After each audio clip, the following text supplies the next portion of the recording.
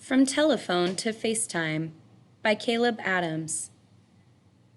The day will come when the man at the telephone will be able to see the distant person to whom he is speaking. Alexander Graham Bell spoke these words back in the 1800s. The inventor of the telephone knew what he was talking about. Thanks to technology, people can now talk face to face with someone thousands of miles away.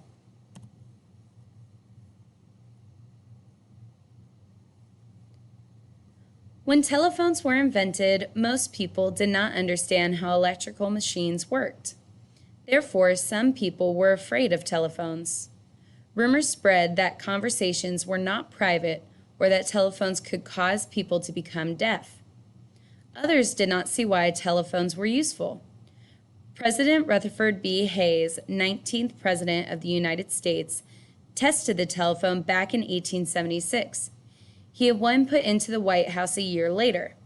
However, he had this to say about the telephone: an amazing invention, but who would ever want to use one?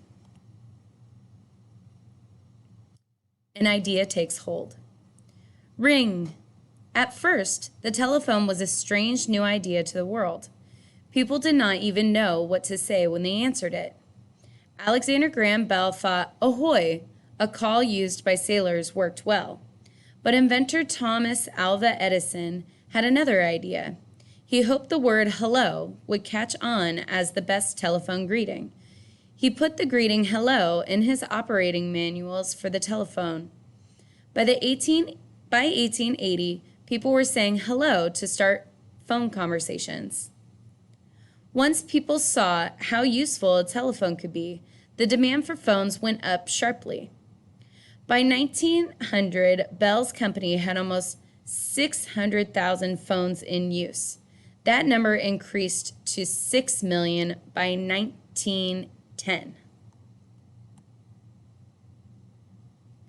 When telephones were first installed in homes, people could make calls only through an operator's help. By the 1920s, people could call numbers without an operator.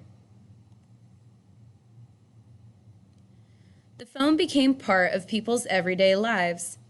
Push-button telephones replaced rotary dial phones in 1963. People were reluctant to give up their old phones, so Bell Telephone created a video to demonstrate how easy it was to use push-button phones. Not having to dial also saved time. Off-the-wall technology.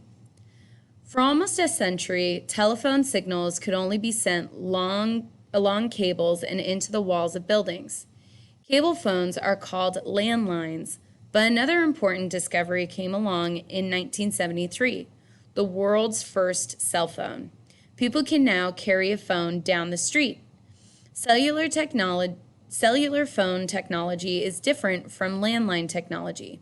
Signals go through the air instead of through wires. Signals go from large towers to the phone. But the first cell phones were big and cost a lot of money too. Not many people had them.